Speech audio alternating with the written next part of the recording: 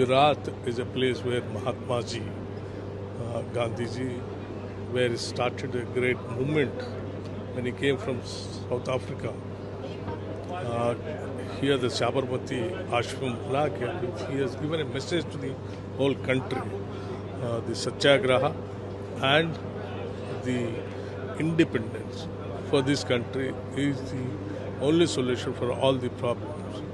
So the Congress party still, even till today, also believes in Gandhian ideology and Gandhian principles, and not only the Gram Swaraj is also our ultimate motto. Today, unfortunately, the Swaraj which we brought by the Indian National Congress is at a serious stake, where the BJP government is not believing in democracy.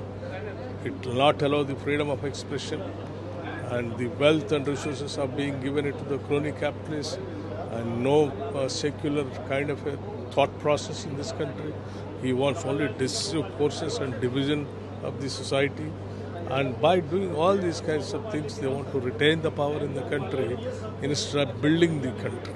So whereas the Congress Party, Indian National Congress Party, under the leadership of Mallikarjun Kharge ji and Rahul Gandhi ji today is given a call all of the country, by doing a Bharat Jodo Yatra.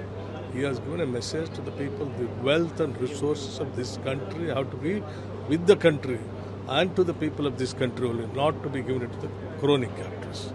And there has to be, people, whoever living in this country, taking birth, are all Indians only. You should not divide the society, create hatred among them, and with that hatred, you cannot build the nation.